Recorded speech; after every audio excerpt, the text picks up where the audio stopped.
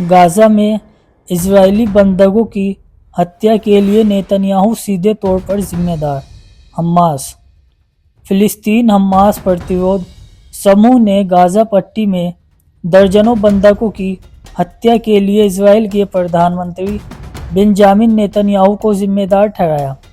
Hamas ने यह घोषणा गुरुवार को की, जिसके एक दिन पहले इजरायली सेना ने दावा किया था कि फरवरी में दक्षिणी गाज़ा में खान यूनिस पर किए गए हमलों के कारण संभवतः प्रतिरोधी लड़ाकों ने 6 इजरायली बंधकों की हत्या कर दी थी।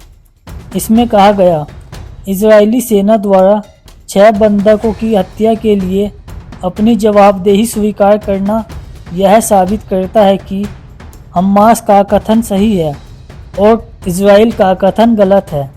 नेतन्याहू युद्ध विराम के प्रयासों को विफल करने के कारण दर्जनों बंधकों की हत्या के लिए सीधे तौर पर जिम्मेदार है। युद्ध विराम, कब्जाकारी बलों की वापसी और कैदियों की अदला बदली के समझौतों के क्रियान्वयन के अलावा कोई विकल्प नहीं है।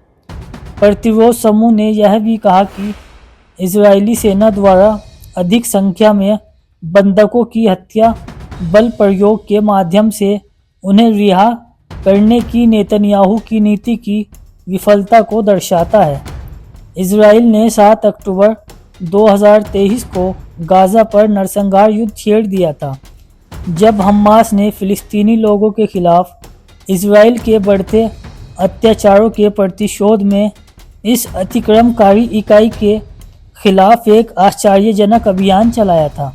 अपने अभियान के दौरान हमास ने 251 इजरायलियों को बंदी बना लिया था, जिनमें से 97 गाज़ा में ही रह गए, जिनमें कम से कम 35 के शव भी शामिल हो गए, जिनकी पुष्टि कब्जे वाली सेना ने की है।